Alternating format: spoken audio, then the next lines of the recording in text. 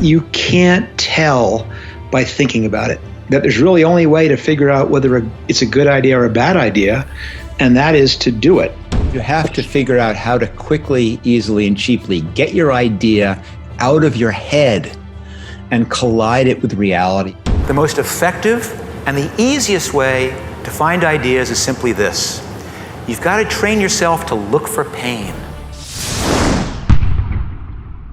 Need motivation? Watch a top 10 with Believe Nation. Top 10, I got a top 10. Got my motivation high for my top 10. Gotta learn from the wise women and men. All my life, like na na na na. For my top 10, top 10, na na na na. This one's for my top 10. Hey, it's Evan Carmichael, and I make these videos because you are probably the most ambitious person in your circle, but you know you're capable of more, and you get that push by surrounding yourself with the best. So today, let's learn from one of the best, Marc Randolph, and my take on his top 10 rules for success. Enjoy. Okay, let's kick it off with rule number 1. Do it. Why did people tell you that Netflix was never going to work? So, first of all, it's certainly not an uncommon thing because everyone's had that experience where you kind of wake up with the brilliant idea and then you rush downstairs and tell your best friend or your spouse and run into the office, and they all say the same thing, which is that will never work. And I heard it thousands of times, especially when I was pitching the idea that eventually became Netflix. I heard it from investors, from potential employees, heard it from my wife. But there's a reason why everyone says that will never work, and it's because it's impossible to tell a good idea from a bad idea. It's probably the most important thing I've learned in my 40 years as an entrepreneur is that you can't tell by thinking about it. That there's really only way to figure out whether it's a good idea or a bad idea, and that is to do it. And the sooner you recognize that you have no clue, as soon as you realize that the experts you're talking to have no clue, as soon as you realize that everybody has no idea if it's a good idea or a bad idea, the better off you are. Rule number 2, disrupt yourself. This is the Renaissance Tower in Dallas, and for a while it was the tallest skyscraper in Dallas. But the reason it's important to me is that for many years this was the headquarters of the Blockbuster Corporation. And a certain meeting took place here in the year 2000 that was actually very influential in Netflix's history and in my evolution as an entrepreneur. Now, in 2000, Netflix was a pretty small company. We had less than 100 employees, probably had a few tens of thousands of subscribers, and we were on track to maybe do $5 million in revenue that year. But worse, we were on track to lose $50 million that year.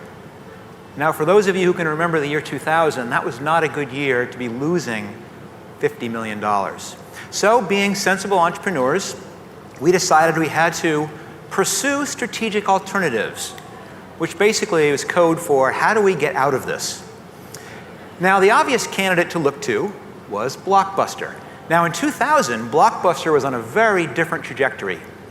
Blockbuster had $6 billion in revenue. They had 6,000 stores. They had 90,000 employees. So Netflix was nothing to them. And despite our calls and our emails, we could not get them to even say a word to us. Until a few months later, we were on a corporate retreat, and we were in a little town called Solvang, California. Now, we're pretty casual to begin with in Silicon Valley, and on retreat, even so much more so. I think I had packed total 1 pair of flip-flops, 2 pairs of shorts, and some tank top t-shirts. My partner, Reed Hastings, his gesture to dressing up was he had a Hawaiian shirt. And wouldn't you know it, this is when Blockbuster calls and said, "We will see you now." So here we were in Solvang, and they wanted us in Dallas the next morning. So what do? Well, we actually had to lease a private jet, which to me was this unbelievable luxury. And a little bit of Netflix trivia, the private jet was owned by Vanna White. And we all piled on the jet, and we flew to Dallas, and we got in a cab. went to the Renaissance Tower, up to the 35th or 36th story, got put into a conference room, which seemed to me to be the size of this room. And I'm there, of course, in my shorts and my flip-flops and my t-shirt, and Reed's in his Hawaiian shirt, and in come the Blockbuster guys. And they have their fancy suits and their $1,000 shoes. And we sit down and we tell them what we want to do. We say, wouldn't it be great if you purchased us? And then we will run the online part of the business. You guys can run the stores. We have a perfect synergy. And they nodded in all the right places. And they finally said, so, how much do you think we should pay for you? So Reed screwed up all of his courage, and he said, $50 million? And you know what they did? They laughed at us. And the meeting went downhill pretty quickly after that. And what I remember most, though, from that day was flying home on the jet. It was very quiet, and all I could do was say to myself, ugh, now we're going to have to kick their ass. And you know, it took us 10 years. But eventually, we drove Blockbuster into bankruptcy. Now, I tell you this story not to brag, but because in some ways, it's a very interesting tale. On one hand, it's inspiring that just a handful of people with a crazy idea and some persistence could take down a $6 billion corporation. But the story's got a very different meaning if you are the $6 billion corporation. Because what it means is you never know where your next threat's coming from. What it means is that you have to disrupt yourself before someone disrupts you for you. Rule number 3, aspire to be better. For me, the decision to become an entrepreneur wasn't a decision at all. It was a compulsion, if you could call it that. I mean, for as long as I can remember, I've always been someone who was drawn to unsolved problems, to seeing things as an opportunity waiting to be taken advantage of. I mean, seriously, you know, I was one of those people who, even when I was probably 7 or 8 years old, you know, I had this kind of way to make money where I was selling seeds for, you know, that you grow plants from, like door to door. And for some crazy reason, I found even that fascinating. And I began experimenting. Well, can I do bundles? Can I do, if you buy this, you get this? And just because I found that whole challenge of getting better at something exciting. And that has never stopped. Of course, as I've gotten older, some of the challenges that I felt equipped to take on were a little bit bigger. I began accumulating a whole gang of people who felt the same as me that I could draw on to help me. But, you know, the things that draw you to be an entrepreneur, in fact, the things that make you a good entrepreneur really start very early or can be started at any time. It's an innate thing. Rule number 4, commit. My son learning how to skateboard? You were talking about dropping in. Oh, gosh, me, sure. Don't remind me. That's a very painful part of my past. No, it's true. This was, I don't know, maybe 5 years ago, 6 years ago. Because my son, he's pretty passionate about it. I mean, passionate enough that we built a huge half pipe in the backyard. And of course, you want to do things with your kids. And so I wanted to learn how to skateboard. And then one of those fundamental things you learn in skateboarding is that there's that act called dropping in, where you're standing on the edge of the half pipe and you've got to drop forward and roll down that slope. But it's something that if you hesitate, if you lean back, if you hedge your bets, you are guaranteed to end up in your ass. And the only way to do it is to fully commit, to lean forward, to put all your weight in that front foot, and down you go. Also, if you want to have more self-confidence and self-belief, I've designed a special free training to help you do it. The science says it can take up to 254 days of consecutive action to build a new habit. And I want that for you. I want you to build the habit of self-belief. So what I'm going to do is email you every day for 254 days a link to an unlisted video that will shift your belief forward. To get on it for free, the link to join is in the description below. So I started to study myself. I found most people don't know who they are. They really don't. There were just times when something is important enough, you believe in it enough that you do it in spite of the fear. If you have a great product, lots of people will buy it. And then the company will be successful. Rule number 5, don't be limited by age. And I certainly work with the company that I did after Netflix called Looker, which was in some ways, at least for the founders, a bigger success than Netflix. We started when we were in our 50s. And so this is not necessarily a young man's game. And these skills can be done at any time. The key is to start. And the reason that a lot of people don't start companies when they're older is not because they're not capable of it. In many ways, they're more capable. It's that it gets scarier. All of a sudden you have a mortgage and you have kids in school, and taking those risks becomes a little bit more challenging. But there's ways around that too. But you're right. I did it at 38. You can do it anytime. Rule number 6, tolerate risks and ideas. Certainly, Netflix is a disruptive story, but Netflix was actually my 6th startup. And since leaving Netflix more than 10 years ago, I've worked with dozens of early stage companies and worked with hundreds of early stage entrepreneurs. And I've learned a tremendous amount about what it takes to start a company. But what I'm going to share with you right now is, I think, the most important thing I learned from that process. And it's simply this: that anyone can do it.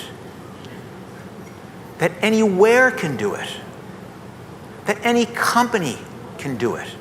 This is not some magic secret formula. You do not need to be the best and the brightest. Some of the best entrepreneurs I know are not the A students. They're the B and the C students. They're the people who have not had all that risk wrung out of them by this grueling educational process where you feel you have to get everything right and never take a chance. So what do you need? And I think you need 2 things. First, you need to have a tolerance for risk. Risk-taking is fundamental to every new venture. And I don't mean scary, dangerous, risk-your-life risk. I mean the type of risk that says, I'm going to start down a path without knowing where it's going. I'm going to order something off the menu without having any idea how it's going to taste. I'm going to try an idea without knowing in advance whether it's a good one. But to do that, you need a second ingredient. What you need is an idea. In fact, as I'll explain in a bit, you're going to need lots of ideas. But I'm going to emphasize they do not need to be big ideas. Mark Zuckerberg just wanted to meet girls, and he ended up with Facebook. And Reed and I just wanted to rent DVDs by mail, and ended up with Netflix. And in fact, my son started his first company when he was 8 years old, when he realized the candy bar he could buy for 10 cents at the grocery store could be sold the next day at the schoolyard for $1. Candy arbitrage. Does not need to be a new idea. People who have been renting books and selling books, rather, since the printing press was invented, but still plenty of room for innovations like Amazon. They've been renting transportation since the wheel was invented, but plenty of room for innovations like Uber and Lyft and relay rides, Getaround, and the self-driving car. Does not need to be a complex idea. The Post-it note is a piece of paper, but this little piece of paper comes in more than 50 sizes, more than 35 colors, 17 fragrances, and they sell more than $1 billion a year of this simple innovation. In fact, I'd argue, doesn't even need to be a good idea.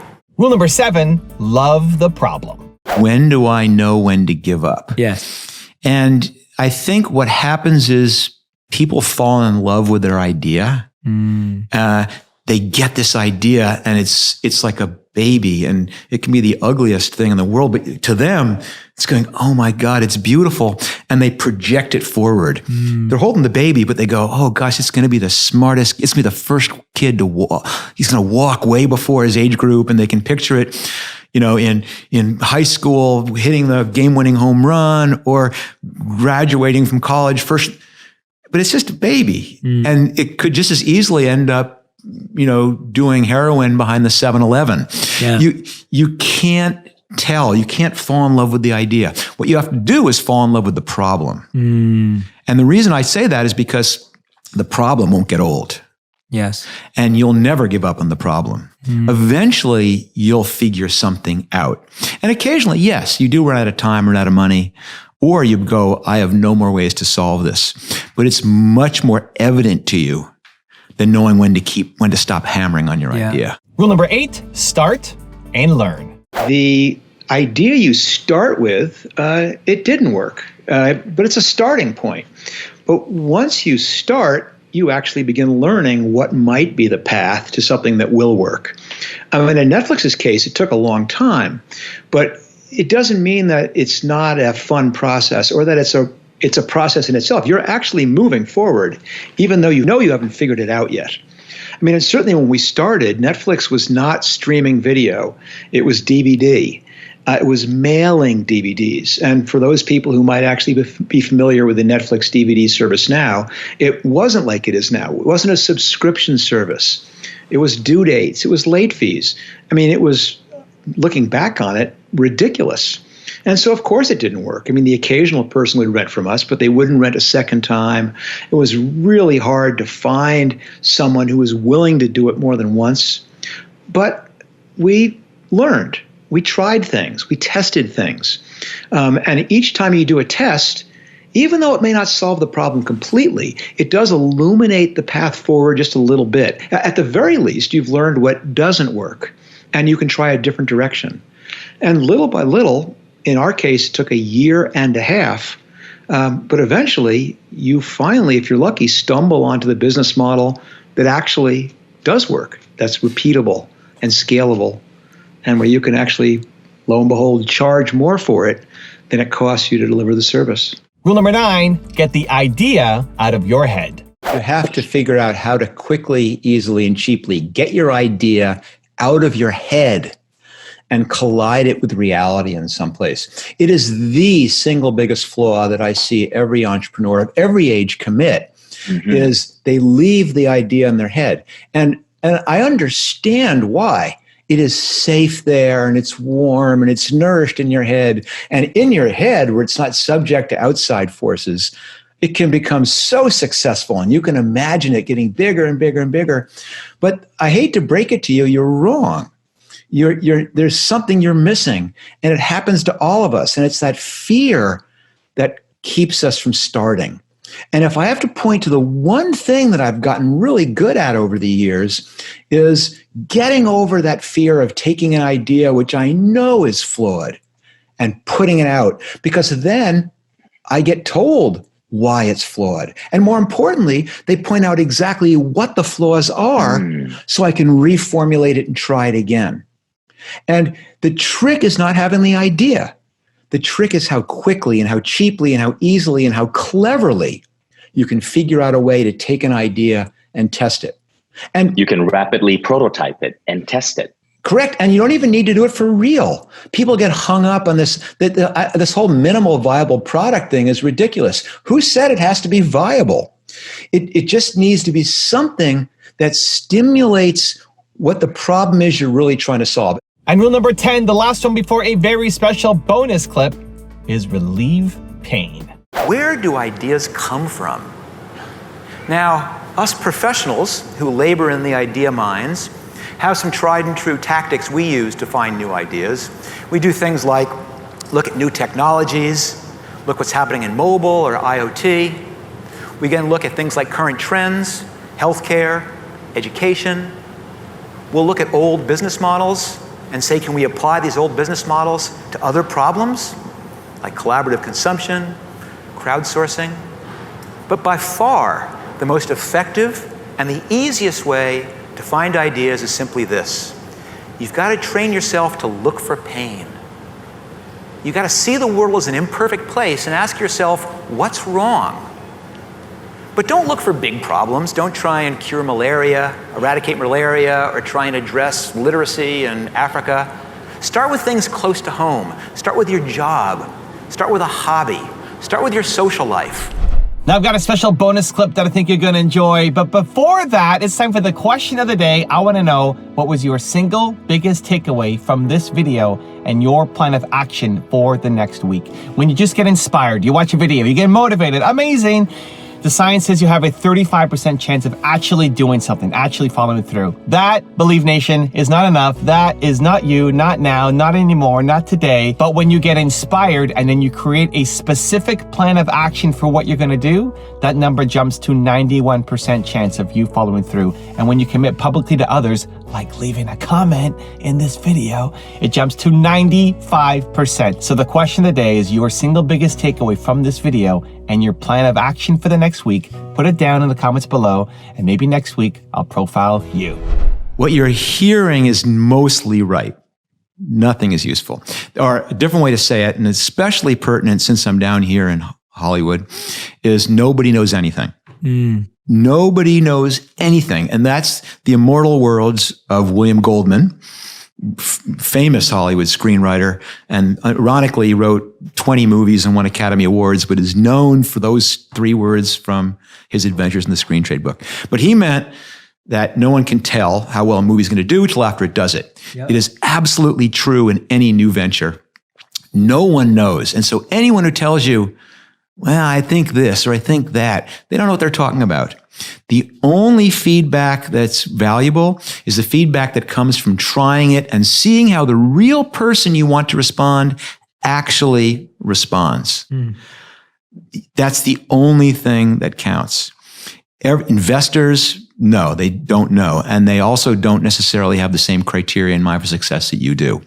Your spouse, God bless them, they want the best for you, but they don't know either. You just can't tell. No one can tell a good idea from a bad idea. The only way to do it is to try it.